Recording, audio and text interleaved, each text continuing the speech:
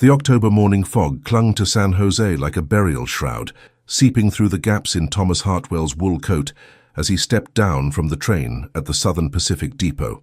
His camera equipment cases weighed heavy in his hands, the brass corners of his plates catching what little sunlight managed to pierce the California gloom. At 32, Thomas had photographed the grandest mansions from Newport to Napa, but none had captured his imagination, quite like the assignment that brought him here. The Winchester Mystery House, he murmured to himself, reading again the telegram from Harper's Weekly, folded in his breast pocket. The magazine wanted a comprehensive photographic documentation of Sarah Winchester's architectural oddity, a house that had been under continuous construction for over 2 decades, funded by the guilt and supernatural fears of a widow haunted by the victims of Winchester rifles. The carriage ride through downtown San Jose revealed a city caught between its agricultural past and industrial future. Fruit orchards stretched alongside newly paved streets, while the scent of blooming orange blossoms mixed uneasily with the acrid smoke from distant factories. Thomas found himself studying the play of light and shadow through his photographer's eye, already composing shots in his mind. As they turned onto Winchester Boulevard, the mansion came into view like something from a fever dream. 7 stories of Victorian architecture, twisted skyward in impossible configurations, turrets and towers sprouting at random intervals, balconies that led nowhere, and windows that opened onto walls. The structure seemed to breathe in the shifting fog, its many surfaces creating an optical illusion that made Thomas blink hard to focus. "First time seeing the mystery house?" asked the carriage driver, a weathered man whose eyes held the knowing gleam of someone who'd witnessed too much strangeness. "Indeed it is," Thomas replied, adjusting his spectacles, "though I've heard the stories." "Stories don't do her justice," the driver said, pulling up to the ornate front entrance. "Mrs. Winchester's been building this place since 1884, adding rooms and hallways wherever the spirits tell her to. 7 days a week from dawn till dusk you can hear the hammers and saws. They say she's trying to confuse the ghosts of everyone killed by Winchester guns." Thomas paid the fare and gathered his equipment, studying the mansion's facade. Even in daylight, there was something deeply unsettling about the structure. Windows were placed at odd heights, architectural styles clashed without reason, and stairs ascended to solid walls as if the builders had simply lost interest halfway up. The front door opened before he could knock, revealing a stern-faced woman in her 50s, wearing a crisp black dress and white apron. Her grey hair was pulled back severely, and her pale blue eyes held a wariness that suggested she'd seen more than her share of curiosity seekers. "Mr. Hartwell, I presume," she said, her voice carrying a slight Irish accent. "I'm Mrs. Margaret O'Brien, the head housekeeper. Mrs. Winchester is expecting you." Thomas followed her through a grand entrance hall that defied conventional design. The ceiling soared to impossible heights in some places, while dropping low enough to brush his hat in others. Hallways branched off in multiple directions, some ending in doors, others in blank walls, creating a maze that seemed designed to disorient rather than guide. "The house can be confusing for newcomers," Mrs. O'Brien said, noticing his bewildered expression. "Mrs. Winchester insists the construction serves a purpose, though I confess I've gotten lost myself more times than I care to admit." They passed through a series of rooms, each more peculiar than the last. Thomas noted stairs that climbed 13 steps before reaching a landing, then continued with another 13 as if the number held special significance. Doors opened onto walls, windows looked into other rooms instead of outside, and everywhere the sound of construction echoed through the corridors like a mechanical heartbeat. "The building never stops," Mrs. O'Brien explained, leading him up a staircase that seemed to curve impossibly back on itself. "Mrs. Winchester believes that as long as construction continues, the spirits remain confused and cannot find her. The work crews have standing orders to build constantly, even if it means tearing down what was completed the day before." They emerged into a spacious parlor where afternoon light filtered through stained glass windows, depicting roses and spider webs. Here, finally, Thomas met the mistress of the mystery house herself. Sarah Winchester was smaller than he'd expected, a delicate woman in her 60s with silver hair arranged in an elaborate Gibson girl style. Her black mourning dress was of the finest silk, and diamonds glittered at her throat, but her dark eyes held a haunted quality that spoke of years spent in communion with the supernatural. "Mr. Hartwell," she said, rising from an ornate chair positioned to avoid sitting with her back to any doorway. "Welcome to my home. I trust your journey was comfortable." "Indeed, Mrs. Winchester. Thank you for agreeing to this documentation. Harper's Weekly is most interested in your architectural innovations. Her laugh held no humor. Innovations? Yes, I suppose that's one way to describe what the spirits have demanded I build. She gestured to the room around them. Each addition, each peculiar feature serves a specific purpose in keeping the restless dead at bay. Perhaps your photographs will help others understand that this isn't mere eccentricity, but necessity. Thomas set down his camera cases and withdrew his notebook. I'd like to begin with some interior shots, if you don't mind. The play of light through your stained glass is quite remarkable. By all means. Mrs. O'Brien will show you to the Blue Room, where I've had a temporary darkroom prepared for your use. You'll find it interesting. The room was built according to specific spiritual instructions, and guests often report unusual experiences there. As Mrs. O'Brien led him away, Thomas couldn't shake the feeling that Sarah Winchester's invitation came with more than professional courtesy. There was something expectant in her manner, as if she anticipated his photographs would reveal more than mere architectural curiosities. The Blue Room lay at the end of a hallway that seemed to stretch longer than the mansion's exterior dimensions should allow. As they walked, Thomas noticed that the walls were covered in photographs, dozens of them showing the house in various stages of construction over the years. Workers posed with their tools, rooms appeared and disappeared as the building evolved, and in several images, he caught glimpses of figures that seemed out of place, blurred shapes that might have been people or might have been something else entirely. The Blue Room earned its name from the ethereal azure light that seemed to emanate from its very walls, though Thomas could identify no obvious source for the strange illumination. The chamber was circular, with 7 windows positioned at irregular intervals, each one offering a different view of the mansion's sprawling grounds. What struck him most unsettling was that some windows showed daylight while others revealed twilight scenes, as if time moved differently through each pane of glass. The darkroom equipment was installed yesterday, Mrs. O'Brien said, her voice echoing strangely in the circular space. Mrs. Winchester insisted on the finest chemicals and developing baths San Francisco could provide. She's quite particular about accuracy in photographic documentation. Thomas examined the makeshift darkroom setup with professional appreciation. Everything was top quality, enlarger, chemical baths, even a ventilation system that seemed to draw air through hidden passages in the walls. But there was something odd about the arrangement. The developing trays were positioned in a perfect circle, and each bore a small symbol etched into its rim, symbols that looked suspiciously like seance markings. Has Mrs. Winchester taken an interest in photography before? Thomas asked, running his finger along one of the etched symbols. Mrs. O'Brien's expression tightened. The mistress has many interests, Mr. Hartwell. I suggest you focus on your assignment and avoid asking too many questions about matters that don't concern you. After she left, Thomas spent the afternoon setting up his equipment and exploring the house with his camera. The mansion was a photographer's nightmare and dream simultaneously. Lighting changed without warning as clouds moved across hidden skylights.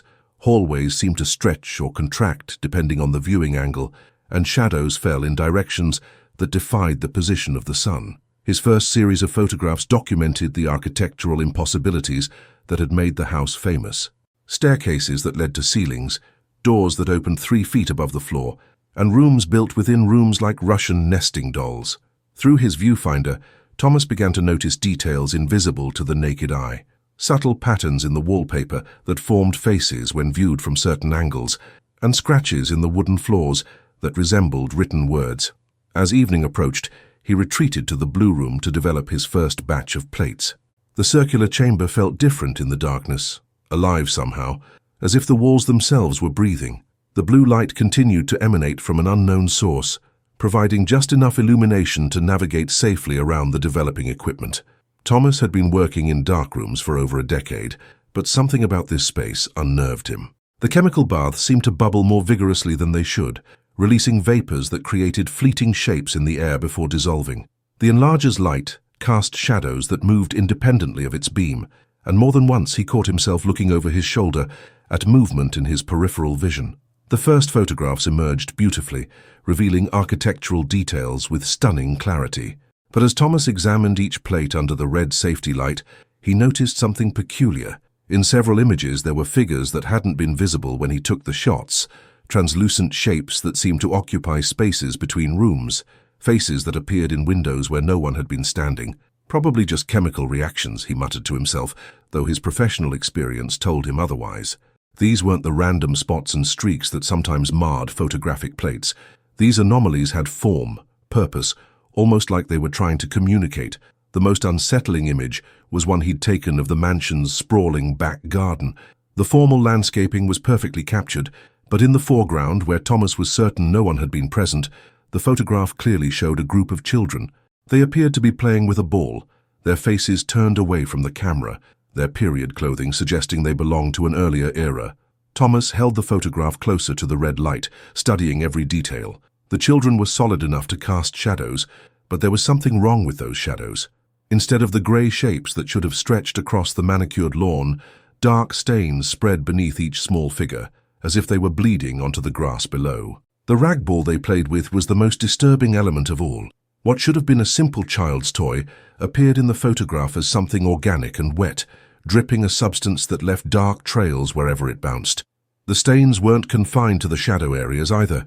They seemed to seep through the photographic emulsion itself, creating an almost three-dimensional effect that made Thomas's stomach turn. "That's impossible," he whispered, but the evidence was undeniable. The photograph showed something that couldn't be explained by conventional science or photographic technique. A soft knocking at the Blue Room's door interrupted his examination. "Mr. Hartwell, are you developing plates?" Mrs. Winchester's voice carried an odd note of excitement. Thomas quickly hung the mysterious photograph to dry and opened the door. Sarah Winchester stood in the hallway, still dressed in her morning attire despite the late hour. Her dark eyes gleamed with anticipation. "I wondered if you'd captured anything unusual in your first day's work," she said, stepping into the blue-tinted chamber. "The house has a way of revealing things to those who look carefully enough." "I'm not sure I understand, Mrs. Winchester." She moved to the developing area, her gaze immediately finding the photograph of the children. Without hesitation, she lifted it from its hanging position and studied it intently under the red light. "Ah," she breathed, her voice filled with something between satisfaction and dread. "They've shown themselves to you already. That's quite remarkable, Mr. Hartwell. Most visitors never see them at all." "See who?" "Mrs. Winchester, I must tell you, this photograph shows figures that weren't present when I took the shot. There's clearly some contamination in my chemicals, or perhaps a defect in the plate." Sarah Winchester turned to face him, and in the crimson glow of the safety light, her expression was almost ghostly. "There's no defect, Mr. Hartwell. You've simply photographed the truth. These children have been trying to make contact for years, but until now, no one's been able to capture clear evidence of their presence." She handed the photograph back to him, and Thomas noticed that her fingers were trembling slightly. "They died during the house's construction, you see. A terrible accident in 1887 when a section of scaffolding collapsed during a winter storm. 5 children from the workers' families were playing beneath it when the wooden beams fell. Their bodies were never recovered from the debris, and I ordered the area built over immediately to continue the construction the spirits demanded." Thomas stared at the photograph with new horror. The dark stains beneath each child suddenly made terrible sense. They've been trying to show people what happened to them, but they're weak, you understand. Trapped beneath layers of foundation and flooring, your camera seems to have given them a voice. As if responding to her words, the photograph in Thomas's hands grew warm, and the dark stains began to spread slowly across the emulsion, creeping toward the edges of the image like spilled blood seeking lower ground. "Mrs. Winchester," Thomas said, his professional skepticism crumbling, "what exactly have I gotten myself into?" That night, sleep eluded Thomas entirely. Mrs. Winchester had arranged guest quarters for him in what she called the Daisy Bedroom, a chamber decorated with cheerful yellow wallpaper that seemed to mock the dark revelations of the evening. The room was on the mansion's 3rd floor, reached by climbing 2 separate staircases that led in opposite directions before somehow converging at the same hallway. Thomas lay in the narrow bed, staring at the ceiling where shadows from the gaslight flickered in patterns that resembled reaching hands. Every sound in the mansion seemed amplified, the constant hammering and sawing that continued even at this late hour, the creaking of settling wood, and something else, something that sounded disturbingly like children's laughter, echoing through the walls. Around midnight, the construction sounds ceased abruptly. The silence that followed was so complete, it seemed to press against Thomas's eardrums like a physical weight. Then, cutting through the quiet, came the unmistakable sound of a ball bouncing somewhere in the corridors below. Thomas sat up, his photographer's instincts overriding his fear. If the children were manifesting physically, he needed to document it. He dressed quickly and gathered his camera equipment, including a new invention he'd been experimenting with, magnesium flash powder that would allow him to capture images in complete darkness. The hallway outside his room stretched in both directions, lit only by a few gas fixtures that cast dancing shadows on the ornate wallpaper. The bouncing sound continued, sometimes seeming to come from straight ahead, other times from behind the walls themselves. Thomas followed the sound, his heavy camera case bumping against his leg with each step. The mansion's layout became even more confusing in the darkness.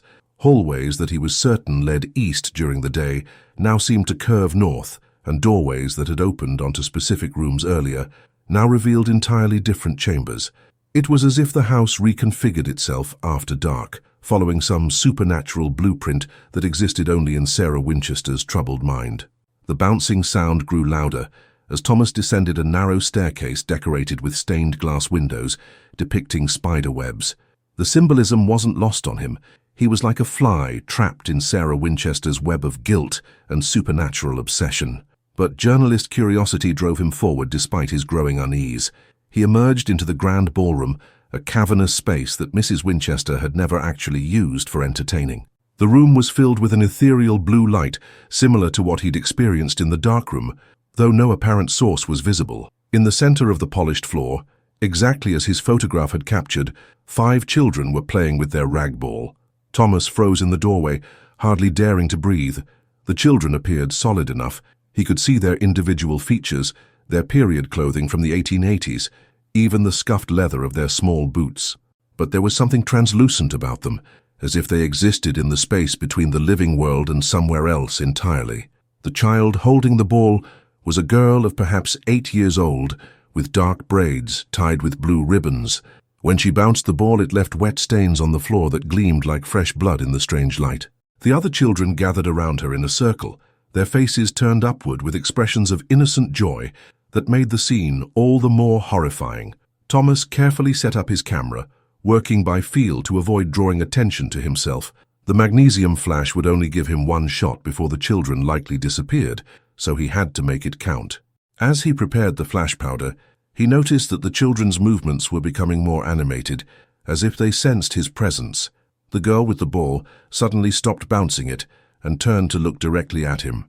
Her face, which had appeared normal from a distance, revealed itself to be partially crushed on the left side, with dark hollows where her eye should have been. When she smiled, Thomas could see that several teeth were missing, broken off when the scaffolding had fallen. "You can see us now," she said, her voice carrying the hollow quality of wind through empty rooms. "The pretty pictures helped us become stronger." The other children turned toward Thomas as well, and he saw that each bore the marks of their violent death. A boy of about 10 had a section of his skull caved in, while a smaller girl's arm hung at an impossible angle.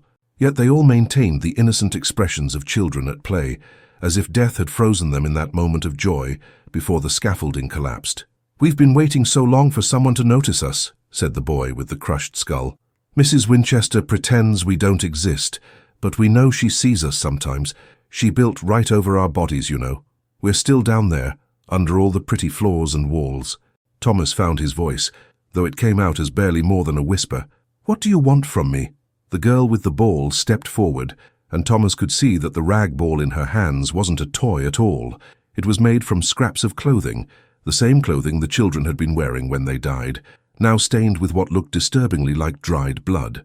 "We want people to know what happened to us," she said. "We want our families to know where we are.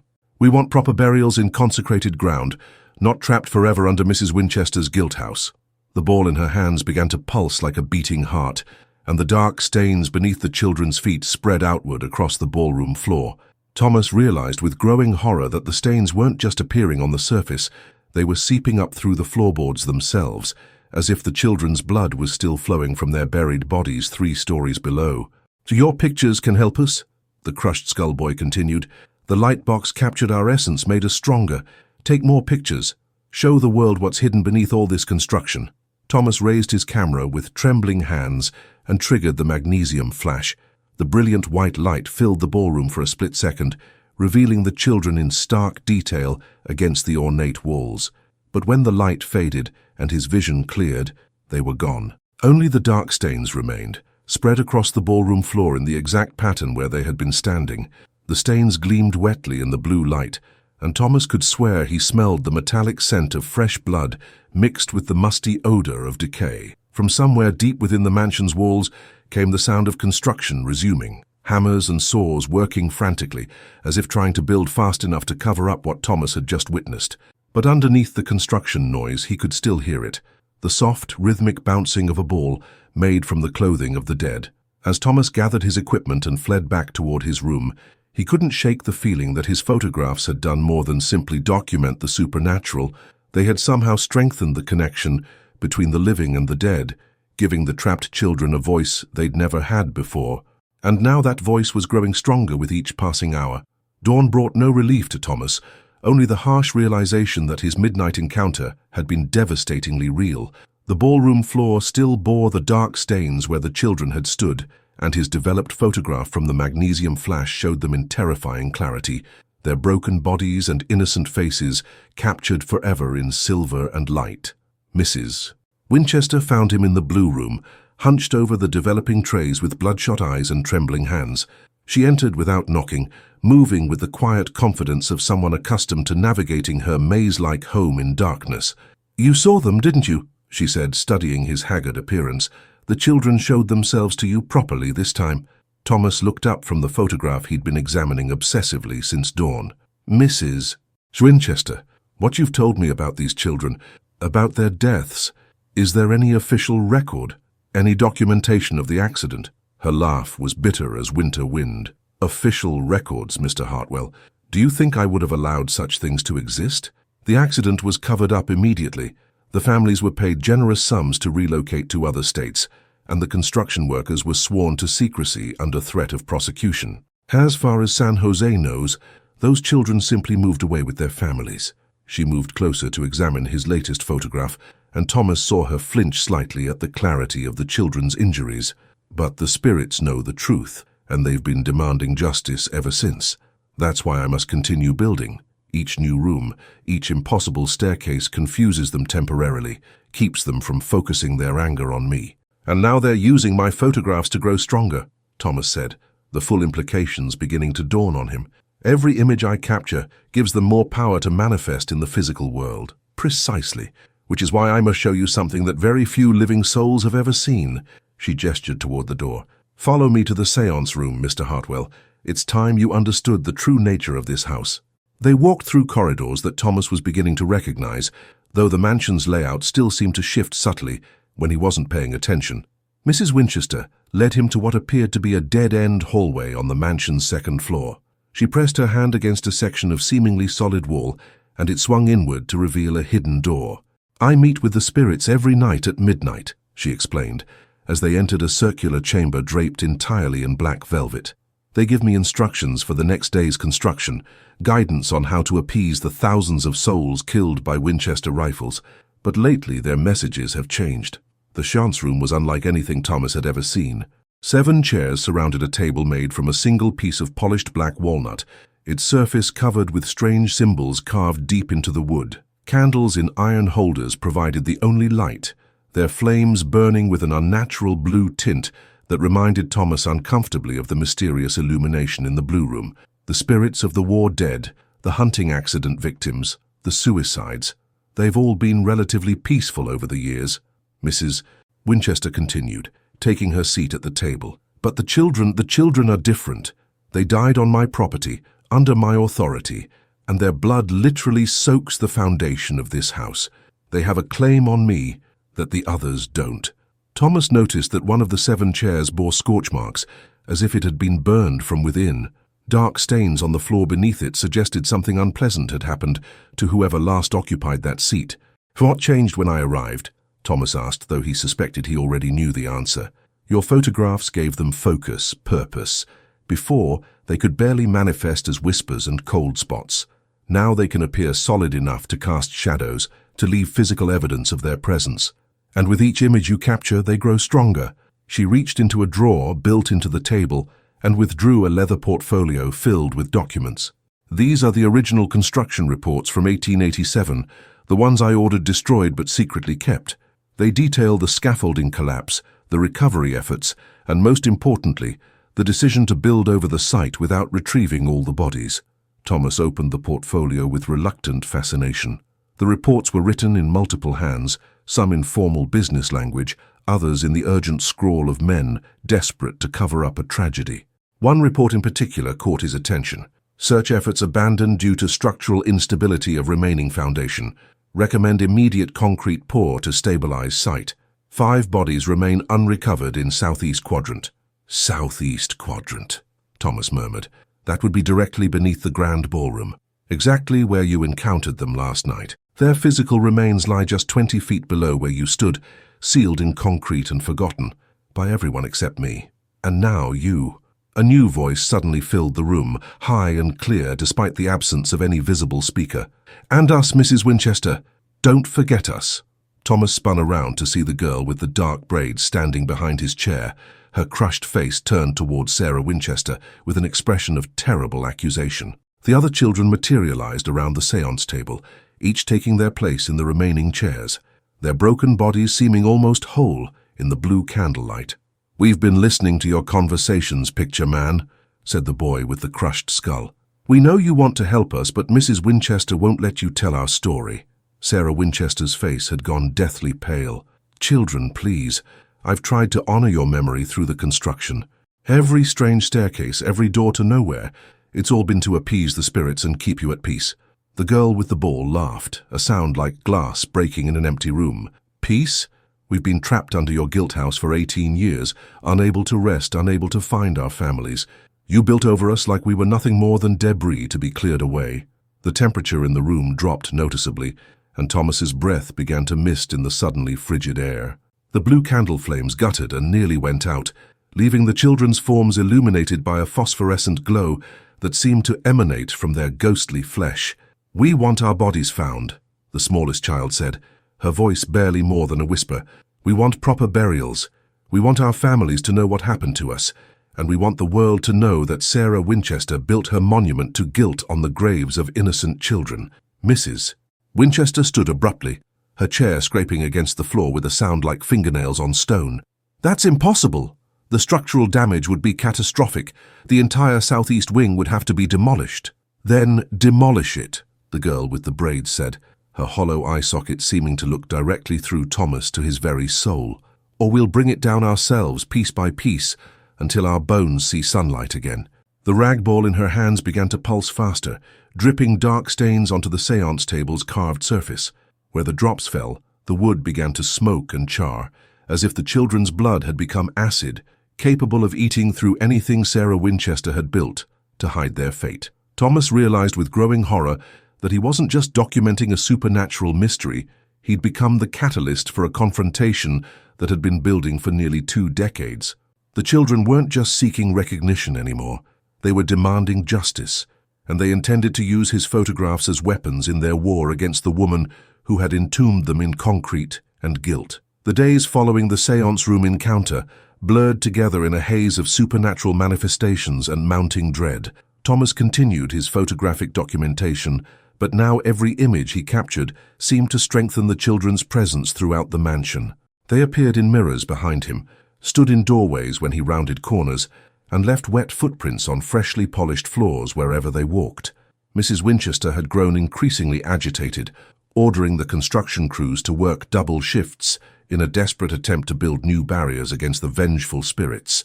The sound of hammering and sawing now continued around the clock, creating a cacophony that made normal conversation nearly impossible and sleep utterly elusive. On the 4th morning of his stay, Thomas was awakened by screaming from somewhere deep within the mansion. He dressed hastily and followed the sound through the labyrinthine hallways, his camera bag slung over his shoulder out of habit. The screams led him to the mansion's basement level, a series of storage rooms and mechanical chambers that most guests never saw. He found Mrs. O'Brien standing outside a heavy wooden door, her usually composed demeanor shattered by terror. Her face was pale as candle wax, and her hands shook as she pointed toward the door with obvious reluctance. "It's the old foundation access," she stammered. "The door that's been sealed since the southeast wing was built. It opened by itself during the night, and there are sounds coming from inside. Terrible sounds." Thomas approached the door, noting that the heavy iron bars that had secured it lay twisted on the floor as if they'd been bent by immense heat. The wood around the lock showed scorch marks, and the metal hinges dripped with a substance that looked disturbingly like fresh blood. From beyond the door came the sound of children laughing and playing, their voices echoing as if they were calling up from a great depth. Underneath their innocent merriment was another sound, the steady drip of water, or something else entirely, falling onto stone. "Where does this lead?" Thomas asked, though part of him already knew the answer. "To the old foundation," Mrs. O'Brien whispered. "The concrete pour from 1887. Mrs. Winchester had it sealed after the construction was completed, said it was structurally unsound and dangerous for anyone to enter." Thomas tested the door handle and found it turned easily, despite the heavy construction. The children's laughter grew louder as he pushed it open, and a wave of cold, fetid air washed over him. The smell was unmistakable, the sweet, cloying odor of long-dead flesh mixed with the damp mustiness of an underground tomb. "Mr. Hartwell, you can't go down there," Mrs. O'Brien pleaded. "Mrs. Winchester has forbidden anyone from entering that area. She says the spirits are too dangerous in their place of death." But Thomas was already descending the narrow stone steps that led into the darkness below. His photographer's instincts overrode his fear. If the children's bodies were truly down here, he needed to document the evidence. The truth of what had happened 18 years ago lay somewhere in the depths beneath Sarah Winchester's mansion of guilt. The stairs descended much further than should have been possible, given the mansion's foundation depth. Thomas counted 37 steps before reaching a landing, then another 26 before the staircase opened into a vast underground chamber. The space was far larger than the mansion above, as if it extended beneath the entire property. Ancient gas lines had been installed along the walls, and Thomas managed to ignite several fixtures, casting dancing shadows across a scene that would haunt him for the rest of his life. The chamber was indeed the original foundation area, but it had been transformed into something resembling a medieval catacomb. Concrete pillars rose from the floor like massive tombstones, and between them, Thomas could see the remnants of the 1887 scaffolding collapse. Twisted metal beams lay scattered across the floor, some still bearing the dark stains of blood that had dried nearly 2 decades ago. But it was what lay beneath the concrete that made Thomas's blood run cold. The concrete floor had developed massive cracks over the years, and through these fissures, human bones were beginning to emerge. Small bones, the bones of children, pushed up through the concrete as if the earth itself was trying to expel the forgotten dead. Tiny fingers emerged from one crack, a child's skull from another, and everywhere the bones appeared, the concrete around them was stained dark with something that looked fresh despite the passage of years. The children themselves stood among the scattered scaffolding, but here in their place of death, they appeared more solid than ever before. Their injuries were more pronounced, more horrific. The girl with the braids had a section of steel beam protruding from her chest, while the smallest child was pinned beneath a massive wooden support that had crushed her legs. "Welcome to our real home," the girl said, her voice carrying clearly despite the impossible acoustics of the underground chamber. "This is where we've been waiting, trapped between life and death, for someone to find us." The boy with the crushed skull gestured toward the emerging bones. "The concrete is weakening. Our anger is finally strong enough to break through Mrs. Winchester's attempt to hide us, but we need your help to finish what we've started." Thomas raised his camera with trembling hands, the magnesium flash powder prepared for what might be the most important photographs of his career. "What do you need me to do?" "Take pictures," the smallest child said, her voice barely audible. "Show the world what she did to us. Show them where we've been buried all these years. Make them understand that Sarah Winchester built her famous mystery house on the graves of children." As Thomas prepared to trigger the flash, he noticed something that made his heart race with terror. The rag ball that the children always played with lay on the floor near the largest concentration of emerging bones. But it wasn't a ball anymore. It had unraveled, revealing itself to be strips of clothing and fabric that had been wound tightly together. And wrapped within those strips were what appeared to be fragments of bone and dried flesh, the actual remains of the children's bodies that had somehow been incorporated into their ghostly toy. The flash fired, illuminating the underground chamber in stark white light. For a split second, Thomas saw everything with perfect clarity: the scattered bones, the broken scaffolding, the children standing among the evidence of their own violent deaths. But when the light faded, he realized that his photographs had done more than just document the scene. The concrete floor was now crisscrossed with massive cracks, all radiating outward from where the children stood. The bones were emerging faster now, pushing through the weakened concrete with audible grinding sounds. And from somewhere far above, Thomas could hear the sound of the mansion itself beginning to respond to the structural damage below. The children had used his photographs as a focusing lens for their supernatural energy, channeling 18 years of trapped rage and grief into a force capable of literally breaking apart the foundation that had become their tomb. Sarah Winchester's mystery house was about to reveal its darkest secret, whether she wanted it to or not. As Thomas fled back up the stairs toward the basement level, he could hear the children's laughter following him, no longer innocent, but filled with the terrible joy of the dead who finally see justice within their grasp. Thomas burst through the basement door to find chaos erupting throughout the Winchester mansion. The grinding sounds from the foundation below had grown into a continuous rumble that made the entire structure vibrate like a living thing in pain. Plaster dust rained from the ceilings as support beams creaked ominously, and several of the mansion's famous doors to nowhere had spontaneously swung open, revealing not solid walls, but yawning darkness beyond. Mrs. O'Brien met him in the hallway, her composure completely shattered.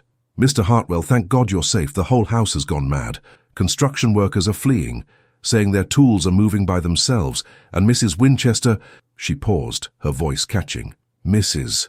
Winchester has locked herself in the séance room and won't come out." The mansion's gas fixtures flickered erratically, casting wavering shadows that seemed to move independently of their flames. Through the windows, Thomas could see the carefully manicured gardens beginning to show dark stains where the underground structural damage was affecting the surface. The formal lawns were developing sinkholes, and several of the ornamental trees were tilting at dangerous angles as their root systems were disturbed by the shifting foundation. A tremendous crack echoed through the building, followed by the sound of cascading masonry. One of the mansion's 7 stories had partially collapsed into the one below it, creating a gaping wound in the southeast wing's exterior wall. Through the hole, Thomas could see directly into rooms that had been sealed away years ago, their contents now spilling onto the grounds below. "We need to evacuate the building," Thomas said, but even as he spoke, he realized that might not be possible. The mansion's deliberately confusing layout, designed to disorient spirits, was now working against the living occupants.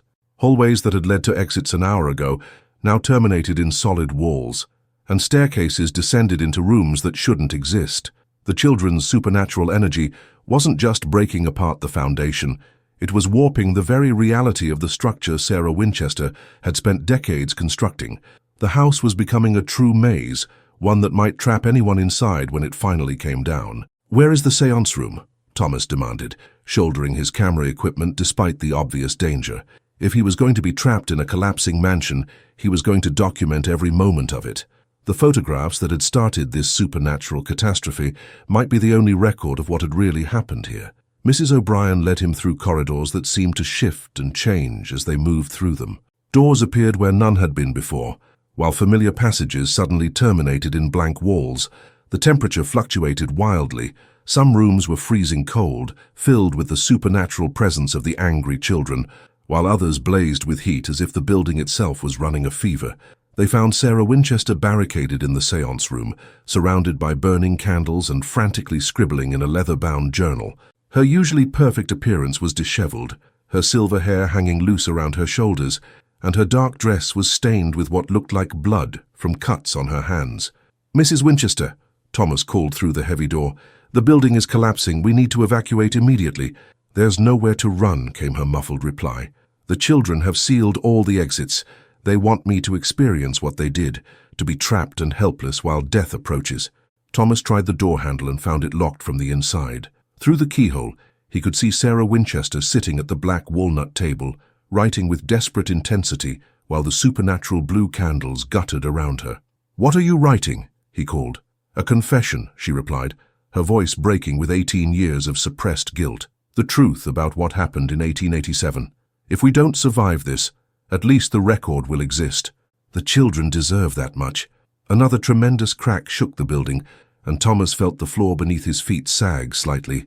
Through the walls, he could hear the sound of the children playing, their laughter now echoing from every room simultaneously, as if they had multiplied or somehow become omnipresent throughout the structure they were destroying.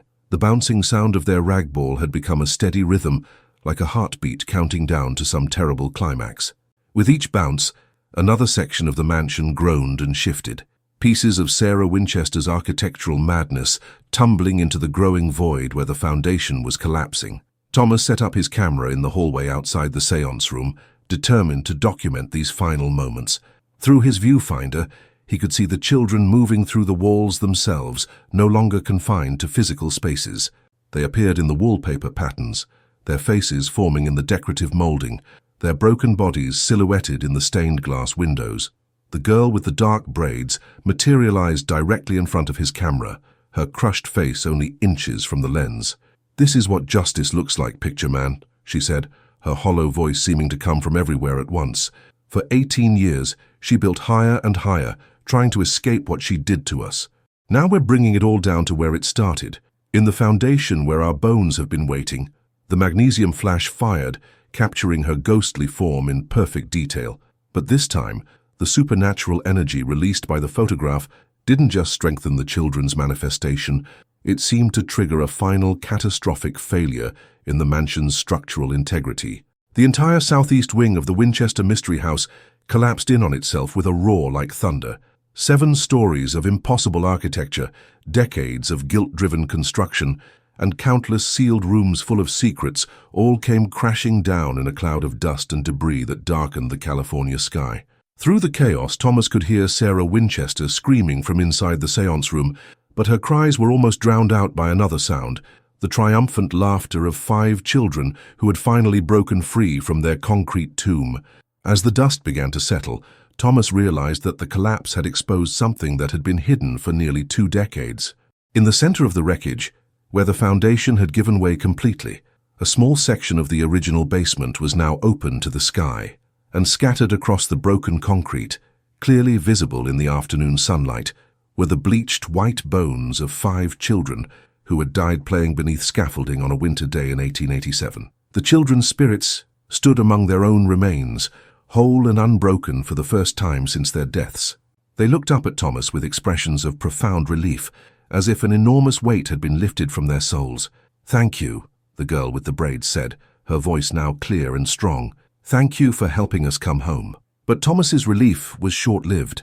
As he looked at the massive destruction around him, he realized that the children's quest for justice had only just begun. Their bones were finally exposed, but Sarah Winchester was still trapped in the wreckage, and the truth about what had happened in 1887 was buried somewhere in the collapsed ruins of her confession.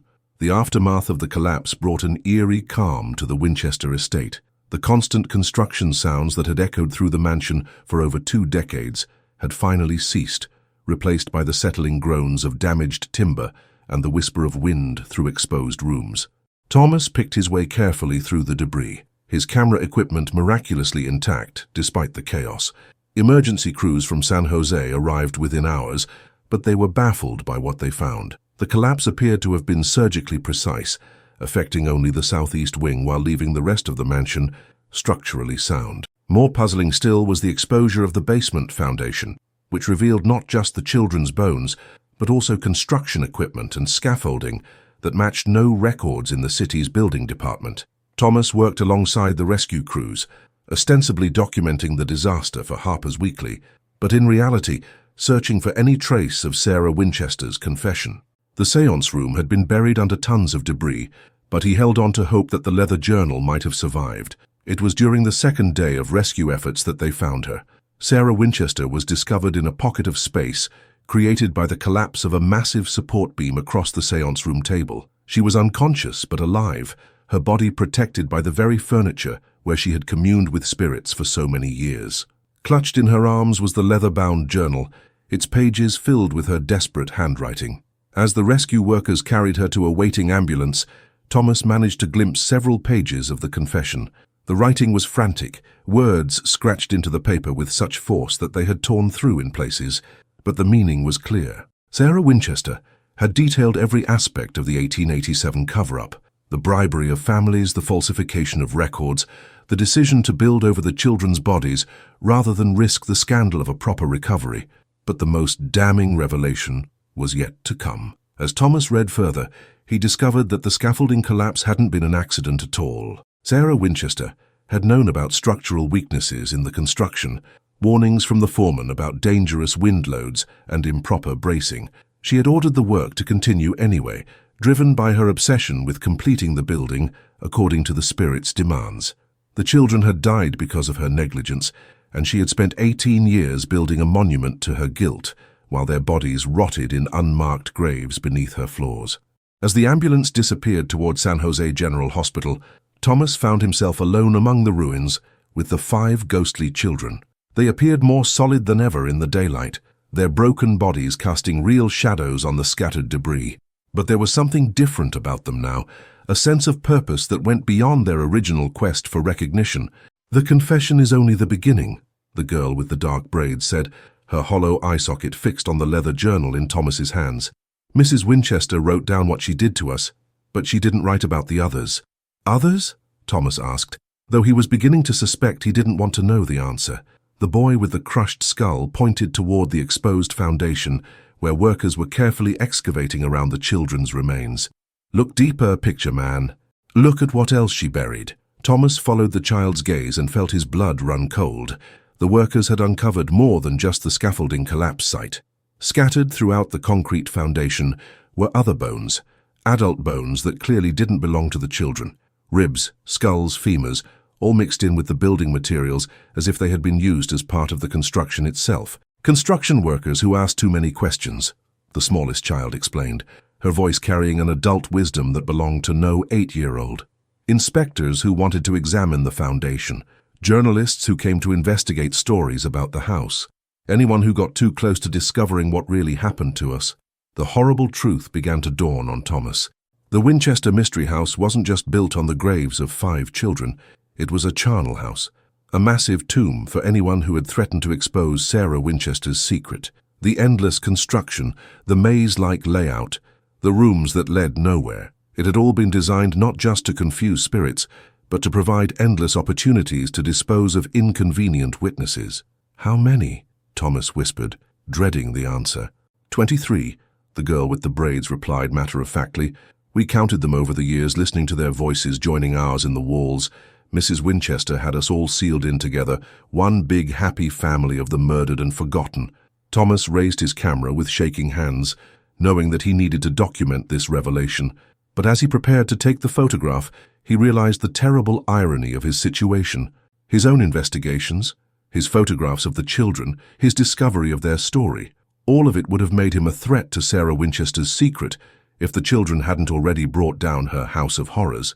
He would have been victim number 24. The flash fired, capturing the exposed foundation in all its gruesome detail. But this time, the supernatural energy released by the photograph didn't strengthen the children's manifestation. Instead, it seemed to awaken something else, the spirits of the other victims buried in the Winchester Foundation. Adult figures began to materialize among the debris, their forms less solid than the children, but clearly visible. Construction workers in period clothing, men in business suits who might have been inspectors or journalists, even what appeared to be a woman in a maid's uniform who could have been a servant who learned too much. All of them bore the marks of violent death, and all of them turned their ghostly gazes toward Thomas with expressions of desperate gratitude. "You've given us a voice too," said a man in a foreman's clothing, his spectral form flickering like a candle flame. "We've been trying to tell our stories for years, but the children were stronger, more focused.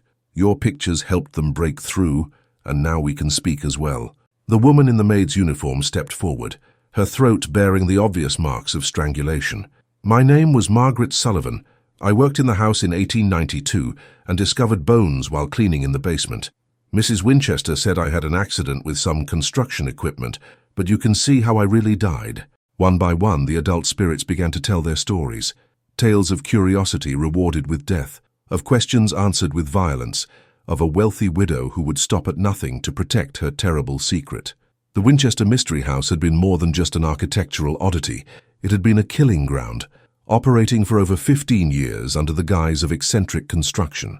As Thomas listened to their testimonies and continued photographing the evidence, he realized that the children's quest for justice had evolved into something much larger. They weren't just seeking recognition for their own deaths anymore.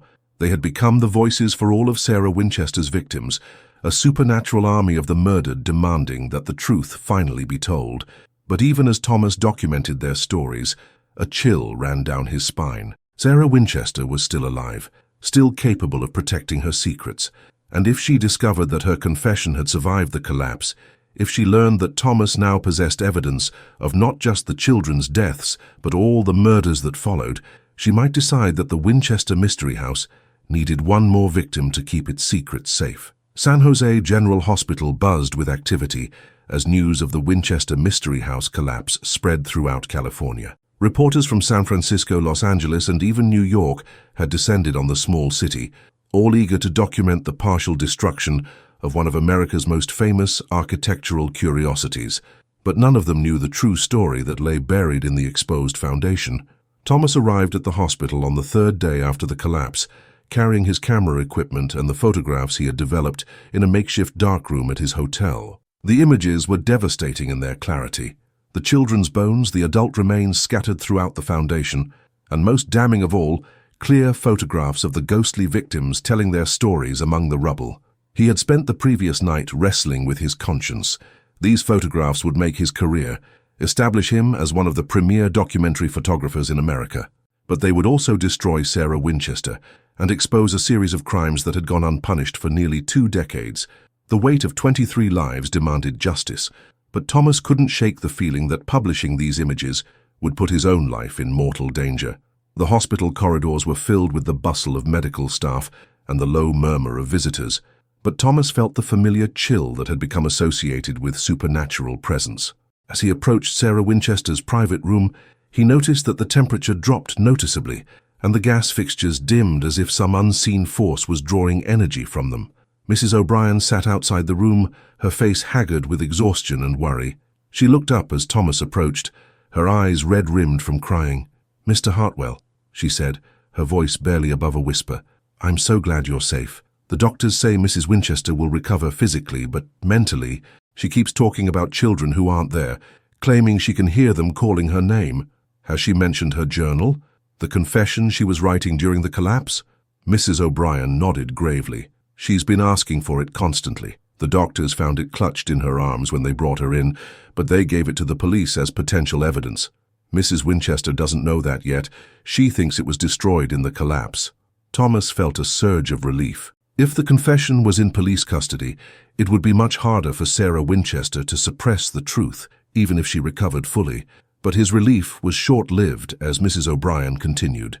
"She's been asking about you as well, Mr. Hartwell. She wants to know if you survived, if your camera equipment was damaged, if any of your photographs were destroyed.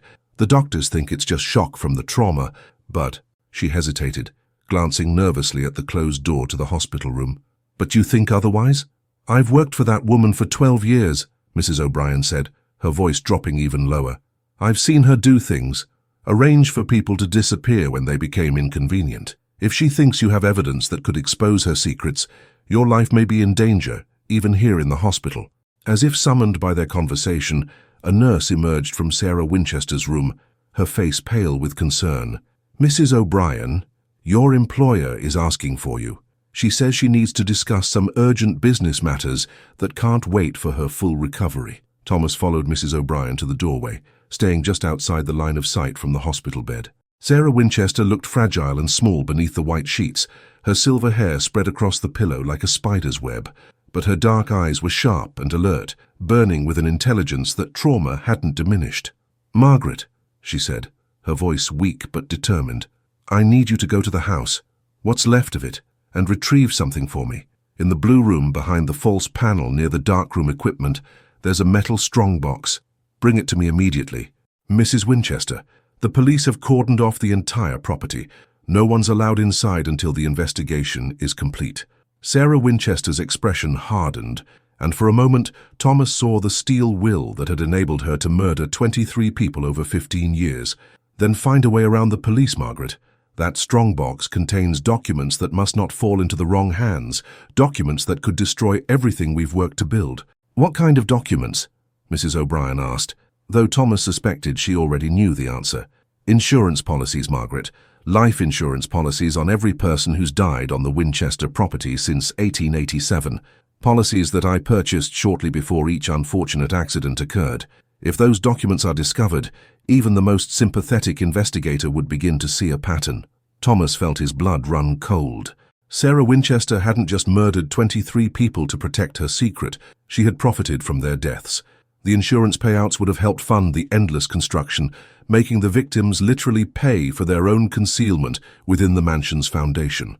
And Margaret, Sarah Winchester continued, her voice taking on a dangerous edge, while you're there, see if you can determine whether that photographer's equipment survived the collapse. Mr. Hartwell took a great many pictures during his stay, and I'm concerned that some of them might have captured unusual phenomena that could be misinterpreted by those who don't understand the spiritual nature of my home. Mrs. O'Brien glanced nervously toward the doorway where Thomas was hidden. What should I do if his photographs did survive? Ensure that they don't survive much longer. A small fire, perhaps, or a chemical accident in whatever darkroom he's been using. These things happen so easily with the dangerous materials photographers employ. Thomas had heard enough. He stepped back from the doorway, his mind racing with the implications of what he'd overheard. Sarah Winchester wasn't just trying to suppress evidence.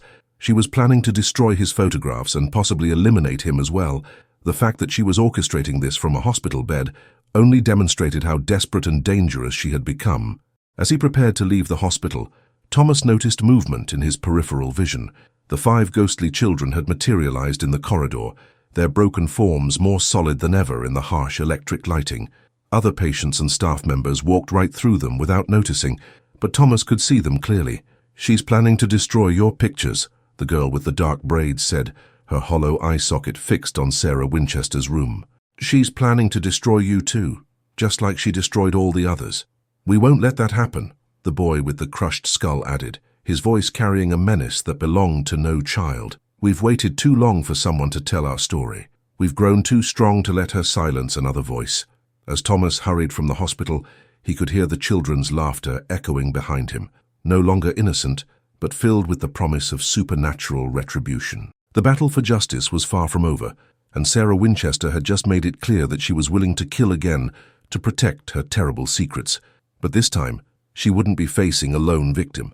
This time, she would be fighting an army of the dead who had finally found their voice through the lens of Thomas Hartwell's camera. Thomas spent the night barricaded in his hotel room, developing the remaining photographs from the foundation excavation while keeping watch for any sign of Mrs. O'Brien or other agents of Sarah Winchester. The images that emerged from his chemical baths were more disturbing than anything he had captured before, not just the bones and ghostly testimonies, but something else entirely. In several photographs taken at different times and locations throughout the mansion, Thomas noticed a recurring figure that he had initially dismissed as a trick of light and shadow. A tall man in expensive clothing, always photographed from behind or in profile, appeared to be directing the activities of workers or standing in consultation with Sarah Winchester herself. What made these images particularly unsettling was that the man cast no shadow and left no footprints in areas where the ground should have shown his passage. As Thomas studied these photographs under a magnifying glass, the terrible truth began to emerge. The figure was William Wirt Winchester, Sarah's deceased husband, whose death from tuberculosis in 1881 had started her obsession with the supernatural. But if Thomas's photographs were accurate, William Winchester hadn't simply died. He had somehow remained as Sarah's spiritual accomplice in murder, guiding her actions from beyond the grave. The implications were staggering. Sarah Winchester wasn't just a grieving widow driven mad by guilt. She was part of a supernatural conspiracy that had claimed 23 lives. Her husband's spirit had been directing the killings, possibly seeking to appease the thousands of souls killed by Winchester rifles by offering them fresh victims. A soft tapping at the hotel room window interrupted Thomas's analysis. He looked up to see the girl with the dark braids floating outside the second-story window, her ghostly form glowing faintly in the moonlight, her crushed face pressed against the glass, and her mouth moved as if she were trying to speak. Thomas opened the window, and immediately the temperature in the room dropped by 20 degrees. The girl drifted inside, followed by the other 4 children, their broken bodies more solid than ever before. Mrs. O'Brien went to the house tonight, the girl said without preamble. She found the strong box, but she also found something else, something Mrs. Winchester didn't expect. What did she find? The boy with the crushed skull stepped forward, his spectral form flickering with supernatural energy. "Your pictures from the Foundation gave us enough strength to manifest physically. We followed Mrs. O'Brien into the ruins and showed her where the other bodies are buried. All 23 of them." Thomas felt a surge of hope mixed with dread. Did she believe what she saw? She had no choice, the smallest child replied, her voice carrying an adult somberness. "We made ourselves visible to her, told her our stories. Margaret O'Brien knows the truth now about what her employer has done. She knows about the insurance policies, the cover-ups, the murders, and she knows that she might be next if Mrs. Winchester discovers her loyalty has wavered." The girl with the braids moved closer to Thomas's makeshift darkroom setup, examining the photographs hanging from the drying line. "But Mrs. Winchester's husband is still with her, still guiding her actions from the spirit world. He's the real danger now. As long as his spirit remains anchored to this plane, Sarah Winchester will continue killing to protect their secret." "How do we stop a ghost?" Thomas asked, though he suspected the answer wouldn't be simple. "The same way you helped us gain our voice," the boy with the crushed skull said, pointing to Thomas's camera equipment. "Your pictures captured our essence, made us stronger. They also captured his essence, but he doesn't know it yet. If you can photograph William Winchester's spirit in the right way, at the right moment, you might be able to trap him in the image, just as you freed us through yours." Before Thomas could ask for more details, the sound of footsteps in the hotel corridor made all 5 children fade to translucent shadows. Someone was approaching his room with deliberate stealth, trying to muffle their movements on the creaking wooden floors. Thomas quickly gathered his most important photographs and negatives, stuffing them into a leather portfolio that he could carry easily. If Sarah Winchester's agents had tracked him to the hotel, he needed to be ready to run. The door handle turned slowly, and Thomas realized with growing horror that someone had obtained a key to his room. Mrs. O'Brien stepped inside, but she looked nothing like the composed housekeeper Thomas had known. Her clothing was torn and dirty, her face streaked with tears and soil, and her hands shook violently as she closed the door behind her. Most disturbing of all, her eyes held the haunted look of someone who had seen far too much truth in a single night. "Mr. Hartwell," she whispered, her Irish accent thickened by emotion. "Thank God you're here. I've seen them. All of them. The children, the workers, the others. They showed me where the bodies are buried, told me how they died. Sweet Jesus, what that woman has done. Mrs. O'Brien, you're in danger. If Sarah Winchester discovers that you know the truth—" "She already knows," Mrs. O'Brien interrupted, pulling a metal strongbox from beneath her torn coat. "She somehow sensed that the spirits had contacted me. When I returned to the hospital with this box, she looked at me and knew immediately that my loyalty had changed. She ordered me to bring you to her, said she had some final business to discuss about your photographs." Thomas took the strongbox, noting its surprising weight. "What's inside?" "The insurance policies, as she said, but also something worse. Detailed records of every murder written in her own hand. Names, dates, methods of killing, locations where the bodies were disposed of. She kept trophies too. Jewelry, personal items from each victim. It's like she was collecting evidence of her own crimes." The children became visible again as Mrs. O'Brien spoke, and she gasped at the sight of them. "The wee ones told me you could see them too," she said, her voice filled with wonder and terror. "They said your pictures gave them the power to seek justice." "Mrs. Winchester is expecting me at the hospital?" Thomas asked, already knowing he had no choice but to confront her directly. "She's been discharged. Against medical advice, but she insisted. She's waiting at the mansion. What's left of it. She said to tell you that she has something that belongs to you, something you'll want to see before you leave San Jose forever." The girl with the dark braids stepped forward, her hollow eye socket fixed on Thomas with desperate intensity. "She has your photographs from the Foundation, the ones that showed all of us together, all the victims united. She's going to use them in some kind of ritual to bind our spirits permanently, to make sure we can never testify against her." Thomas felt the pieces falling into place. Sarah Winchester wasn't just planning to destroy evidence. She was planning to use his own supernatural photography against the victims, trapping their spirits forever while eliminating the last witness to her crimes. "But we have a plan," the boy with the crushed skull said, his broken face showing the ghost of a smile. "If you're willing to risk everything to help us find justice, we can end this tonight. All of it. The murders, the cover-ups, the supernatural conspiracy. We can send William Winchester back to whatever hell spawned him, and ensure that Sarah Winchester faces judgment for every life she's taken. As Thomas gathered his equipment and prepared for what might be his final confrontation with the mistress of the mystery house, he realized that he was no longer just a photographer documenting a story. He had become an instrument of justice for 23 murdered souls, and tonight would determine whether their deaths would finally be avenged or forgotten forever in the ruins of Sarah Winchester's monument to guilt. The Winchester Mystery House looked like a wounded giant in the moonlight, its remaining 6 stories casting jagged shadows across the debris field where the southeast wing had collapsed. Police barriers surrounded the property, but Thomas and Mrs. O'Brien found them mysteriously abandoned, the officers nowhere to be seen. An unnatural silence hung over the estate, broken only by the whisper of wind through the exposed rooms and the distant sound of something that might have been chanting. Thomas carried his camera equipment and the metal strongbox, while Mrs. O'Brien led him through a gap in the mansion's ornate fence. The children's spirits flanked them like ghostly bodyguards, their broken forms more solid than ever in the supernatural energy that permeated the property. As they approached the main house, Thomas noticed that lights burned in windows that should have been dark, and shadows moved behind glass in rooms that had been sealed for years. "She's not alone," the girl with the dark braids whispered, her hollow eye socket trained on the mansion's upper floors. "William Winchester is with her, and he's stronger now, angrier. Our manifestation has disrupted whatever spiritual equilibrium they maintained for 18 years. The front door stood open, revealing the grand entrance hall that had so impressed Thomas upon his arrival just days earlier. But now the space felt malevolent, charged with supernatural energy that made the air itself seem thick and oppressive. Gas fixtures burned with an unnatural blue flame, and the ornate wallpaper appeared to writhe and shift in the flickering light. Sarah Winchester waited in the entrance hall, but she was no longer the frail invalid from the hospital. She stood tall and regal in a black dress that seemed to absorb light, her silver hair arranged in an elaborate style that belonged to an earlier era.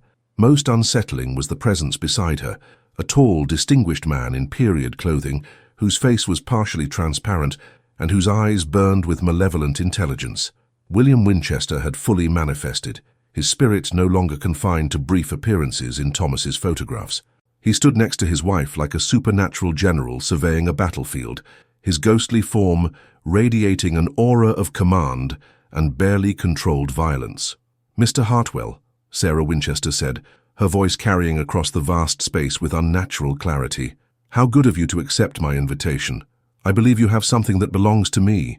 Thomas set down his camera equipment, but kept the strongbox clutched tightly. "I have evidence of 23 murders, Mrs. Winchester. Evidence that will see you hanged for your crimes." Sarah Winchester's laugh was like ice cracking on a frozen pond. "Evidence? Mr. Hartwell, you have photographs of empty ruins and chemical stains on concrete. Who do you think the authorities will believe?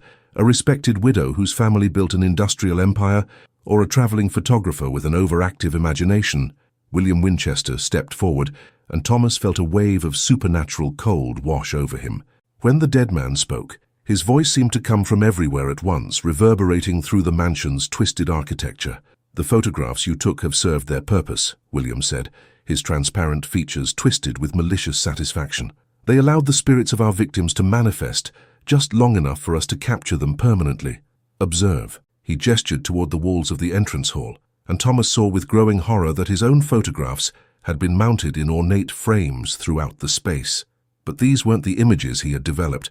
They had been altered somehow, transformed into supernatural prisons. The ghostly figures in each photograph moved and struggled as if trapped behind glass, their mouths open in silent screams. "Every spirit you helped to manifest is now bound within these images," Sarah Winchester explained with obvious pride. "They can never testify against us, never seek justice, never find peace. They will remain our prisoners for eternity, just as their bodies remained trapped in our foundation."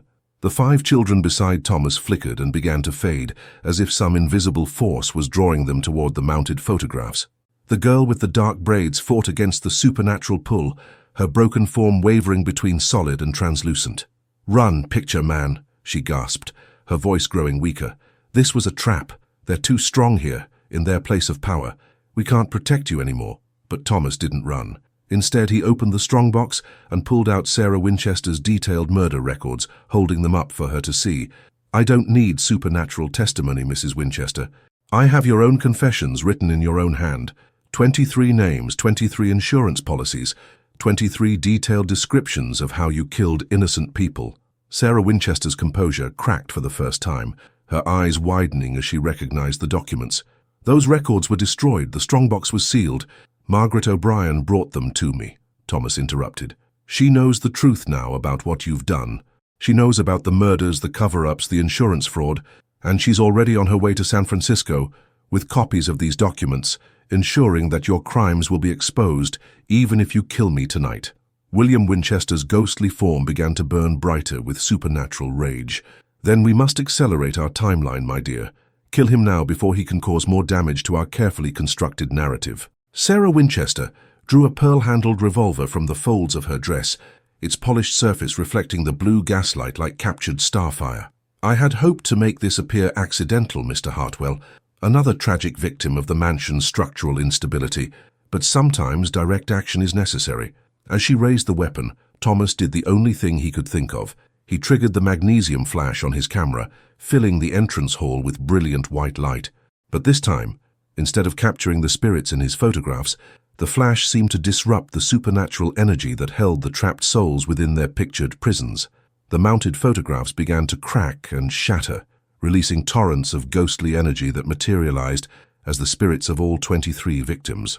Construction workers, inspectors, journalists, servants, they poured from the broken frames like water bursting from a dam, their forms solid and terrible in their unified rage.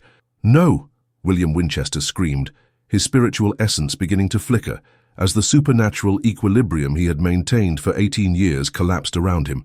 The binding ritual cannot be broken, but Thomas's flash had done more than just free the trapped spirits. It had captured William Winchester's essence at the moment of its greatest vulnerability, binding the murderous ghost within the very photograph that liberated his victims. The dead husband found himself trapped in Thomas's camera plate, his ghostly form frozen in an expression of eternal rage and defeat. Sarah Winchester fired the revolver, but her shot went wild as the 23 liberated spirits surrounded her in a circle of supernatural justice. Their voices rose in unison, no longer pleading for recognition, but demanding retribution for 18 years of hidden crimes.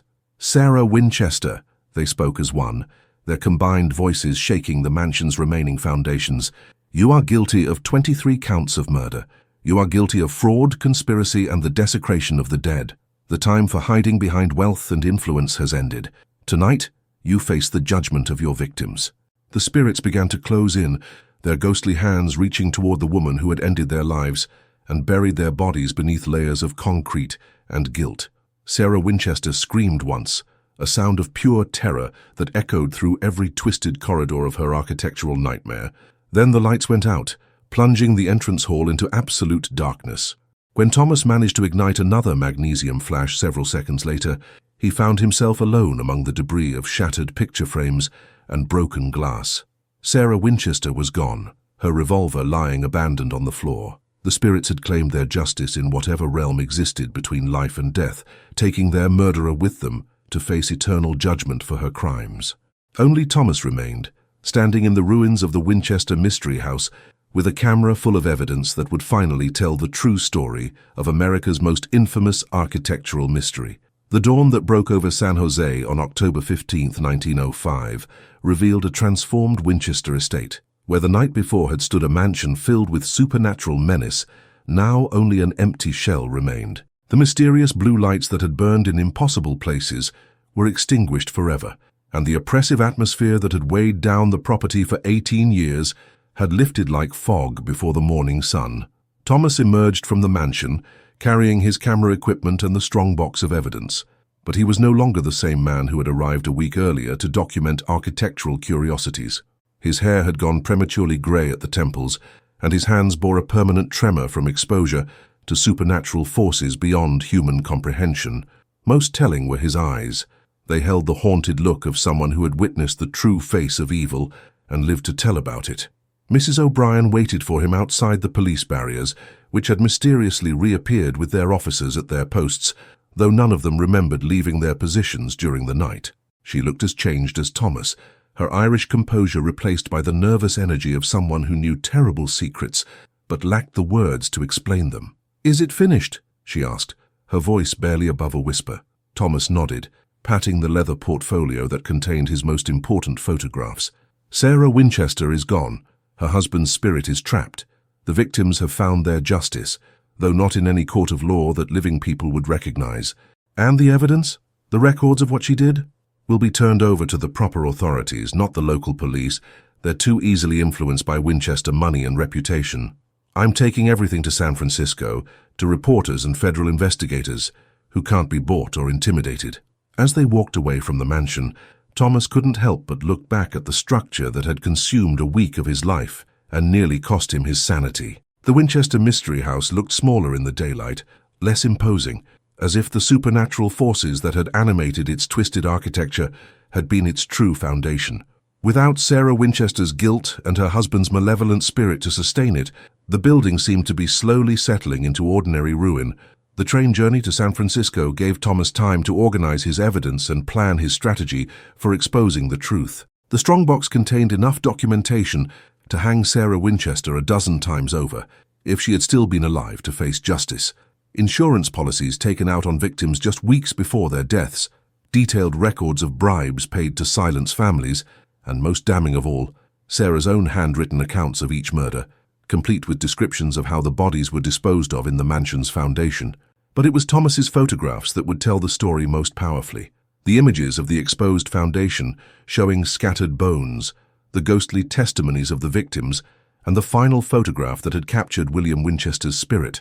These would provide irrefutable evidence that something far more sinister than architectural eccentricity had been occurring at the Winchester estate. The first newspaper to publish Thomas's story was the San Francisco Chronicle, whose editor had built a reputation for exposing corruption among California's wealthy elite.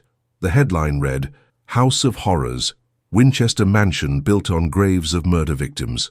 The accompanying photographs caused a sensation throughout the state and beyond.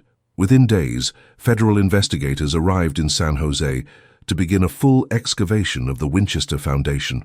What they found confirmed every detail of Thomas's account. 23 sets of human remains were recovered from the concrete, each one bearing evidence of violent death. Personal effects found with the bodies matched the missing persons reports that had been filed and forgotten over the years. The insurance investigation proved equally damning. Records showed that Sarah Winchester had collected over $200,000 in death benefits from policies purchased on her victims, money that had funded the endless construction and maintained her lavish lifestyle. The pattern was so obvious once exposed that investigators wondered how it had gone undetected for so long. But perhaps the most significant discovery came when Thomas developed the final photograph from his camera, the image that had captured William Winchester's spirit during the supernatural confrontation. The plate showed not just the ghostly figure of Sarah's deceased husband, but also revealed something that had been invisible to the naked eye during the chaos of that final night. In the background of the photograph, barely visible among the shadows of the entrance hall, stood another figure, a well-dressed man whose face was clearly recognizable to anyone familiar with California politics. It was Senator Marcus Whitman, a powerful political figure who had publicly championed Sarah Winchester's architectural projects and helped smooth over various legal complications that had arisen during the mansion's construction. The implications were staggering. Sarah Winchester hadn't been operating alone in her murderous conspiracy. She had been protected by political allies who had turned a blind eye to her crimes in exchange for financial and supernatural favors. The Winchester Mystery House had been more than just a private monument to guilt. It had been the centerpiece of a corruption network that reached into the highest levels of California government. As Thomas prepared to publish these revelations, he found himself under increasing pressure from powerful interests who wanted the story suppressed. Anonymous messages arrived at his hotel threatening violence if he continued his investigation. Men in expensive suits began following him through the streets of San Francisco, and his dark room was broken into twice by intruders who left behind clear signs of their search for specific photographs. But Thomas had learned well from studying Sarah Winchester's methods.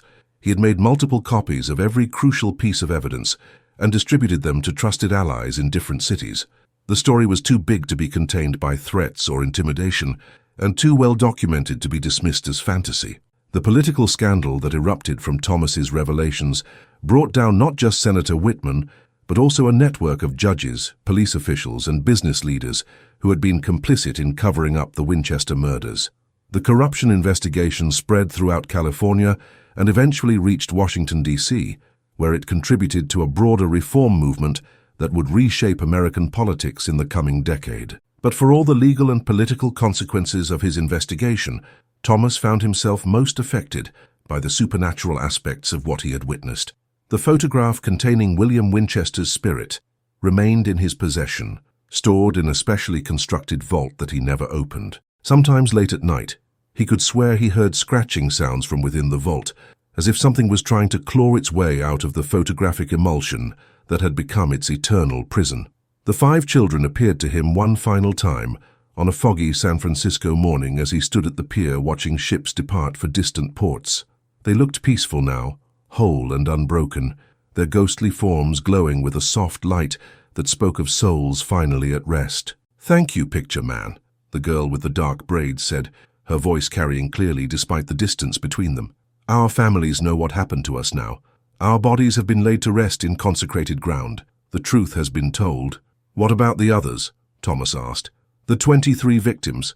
Have they found peace as well?" "Justice was served," the boy with the crushed skull replied. "Sarah Winchester faces eternal judgment for her crimes, and those she corrupted have been exposed to living justice. The innocent dead can rest now, knowing that their stories have been heard." As the children began to fade from view, the smallest one turned back with a warning that would haunt Thomas for the rest of his life. "But evil like that never truly dies, picture man. It finds new forms, new hosts, new ways to hide itself behind wealth and respectability. Keep your camera ready. Keep watching for the signs. The dead may need your help again someday." With that, they were gone, leaving Thomas alone with his cameras and the terrible knowledge of what human beings were capable of when they believed themselves above the law. The Winchester Mystery House case was closed, but Thomas Hartwell's work as a documenter of supernatural justice was just beginning. 5 years had passed since the Winchester Mystery House scandal rocked California, and Thomas Hartwell had established himself as America's premier investigative photographer. His darkroom in San Francisco had become a destination for law enforcement officials, journalists, and private citizens seeking to document supernatural phenomena and expose hidden crimes. The techniques he had developed for capturing spiritual manifestations had revolutionized both photography and criminal investigation. The Winchester estate itself had been sold by the state to pay for the victims' families' compensation and the massive legal costs of the corruption trials. The mansion remained partially ruined, its southeast wing never rebuilt after the supernatural collapse that had exposed the foundation graves. Tours were conducted for the morbidly curious, though strange incidents continued to plague visitors. Cold spots that moved through rooms, photographs that developed with unexplained figures, and the persistent sound of children playing somewhere in the remaining structure. Thomas returned to San Jose on the 5th anniversary of Sarah Winchester's disappearance, carrying his camera equipment and a special purpose that had brought him back to the scene of his greatest triumph and deepest trauma. In his camera bag, carefully wrapped and sealed, was the photograph that contained the trapped spirit of William Winchester, a supernatural prison that had remained secure for half a decade. The cemetery where the 23 victims had finally been laid to rest was a peaceful place, overlooking the Santa Clara Valley, with its growing orchards and expanding towns. Each grave bore a simple headstone with the victim's name and dates, funded by the insurance money that Sarah Winchester had collected through murder. It was here that Thomas hoped to find the final closure that had eluded him for 5 years. As he approached the children's graves, 5 small stones arranged in a circle around a memorial fountain, Thomas felt the familiar chill that announced supernatural presence. But this time, the cold was gentle, welcoming, like the touch of a friend rather than the menace of an enemy. The 5 children materialized slowly, their forms translucent but peaceful. The terrible injuries that had marked them in their quest for justice were gone, replaced by the innocent faces they had worn in life. They appeared as they would have if they had lived to grow up. The girl with the dark braids, now a young woman, the others aged proportionally, all bearing the wisdom of souls who had found redemption through suffering. "You've come to say goodbye," the former girl with the braids said, her voice carrying the warmth of summer sunlight. "We felt you approaching, felt the burden you still carry." Thomas nodded, pulling the wrapped photograph from his camera bag. I've kept him imprisoned for 5 years. Your husband, Mrs. Winchester's spiritual accomplice, but I don't know what to do with him anymore. I can't keep him trapped forever, but I can't risk releasing him either." The spirit who had once been the boy with the crushed skull stepped forward, his ghostly form radiating an authority that transcended his apparent youth. William Winchester was already dead when he began influencing Sarah to murder. Death doesn't excuse his crimes, but it does limit his power. He can only affect the living world through willing accomplices, and Sarah Winchester was his last connection to our realm. "Without her, he's just a bitter spirit trapped in silver and light," added the smallest child, now appearing as the young woman she might have become. "He can't hurt anyone anymore, but he can't find peace either. Perhaps it's time to let him face whatever judgment awaits souls who refuse to rest."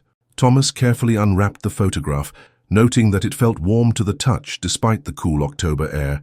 The image showed William Winchester's spirit, frozen in its moment of defeat, his face twisted with rage and malevolent intelligence. But as Thomas held the photograph up to the afternoon sunlight, he noticed something that hadn't been visible before. Around the edges of the image, the photographic emulsion was beginning to crack and fade.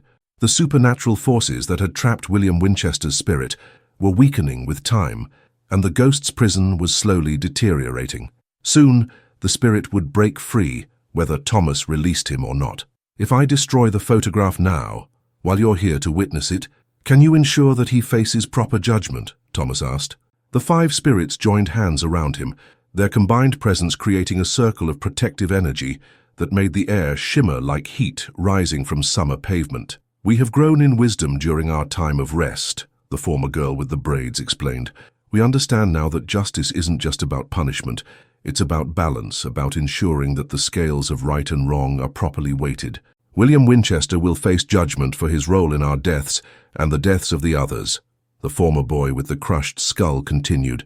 "But he will also face judgment for the life he wasted in pursuing vengeance instead of seeking redemption. Some forms of justice can only be administered by powers greater than the living or the dead." Thomas held the photograph above his head, feeling the supernatural energy that radiated from the children's protective circle. With a sharp motion, he tore the image in half, then quarters, then smaller pieces that scattered on the wind like autumn leaves. As the fragments of the photograph touched the ground, they burst into blue flames that left no ash or residue. From within the flames came the sound of William Winchester's voice, no longer commanding or malevolent, but filled with the terror of a soul finally confronting the consequences of its choices. The flames died away quickly, leaving only scorched earth where the photograph pieces had fallen, but the silence that followed was different from the oppressive quiet that had marked Thomas's previous encounters with the supernatural. This was the silence of completion, of stories finally finished and justice finally served. "It's done," the former smallest child said, her voice already beginning to fade as the spirits prepared to return to their eternal rest. "Our work together is finished, Thomas Hartwell. You helped us find justice, and we helped you understand that some truths can only be captured through the lens of compassion." "Will I see you again?" Thomas asked, though he already knew the answer. "Not as we are now," the former girl with the braids replied, her form becoming translucent in the afternoon sunlight. "But evil never truly dies, only changes its form and finds new hiding places. When the innocent dead need a voice again, when truth needs to be captured and justice needs to be served, you'll know what to do. Keep your camera ready, picture man," the former boy with the crushed skull added with a smile that held both sadness and hope. "Keep watching for the signs. Keep fighting for those who can no longer fight for themselves." As the 5 spirits faded completely from view, Thomas felt a weight lift from his shoulders that he hadn't realized he'd been carrying. The Winchester Mystery House case was finally truly closed. The victims had found peace, their murderer had faced judgment, and even the corrupted spirit who had guided the killings had been delivered to whatever cosmic justice awaited souls who chose evil over redemption. Thomas packed his camera equipment and walked back toward the road where his carriage waited. Behind him, the cemetery settled into the peaceful quiet of afternoon, disturbed only by the whisper of wind through the oak trees and the distant sound of birds singing in the valley below. But as he reached his carriage, Thomas paused to look back at the Winchester mansion in the distance. Even ruined and partially collapsed, the structure still cast an imposing silhouette against the California sky. And for just a moment, in the play of light and shadow across its remaining towers, Thomas thought he saw movement in one of the upper windows. He reached instinctively for his camera, then stopped himself with a rueful smile. Some mysteries, he had learned, were better left unphotographed. Some stories were better left untold. The Winchester Mystery House had revealed its darkest secrets and delivered its terrible justice. Whatever ghosts remained within its twisted walls were someone else's responsibility now. Thomas Hartwell climbed into his carriage and headed back toward San Francisco, his cameras ready for whatever supernatural injustices awaited documentation in a world where the dead sometimes needed the living to speak for them. Behind him, the Winchester Mystery House stood silent against the sky, its secrets finally exposed, its victims finally at rest, and its legacy transformed from monument to guilt into testament to the truth that justice, however long delayed, will eventually find its way to light. The mystery was solved, the house was empty, but the story of supernatural justice would continue wherever evil tried to hide behind wealth, respectability, and the assumption that the dead tell no tales. In Thomas Hartwell's world, they most certainly did.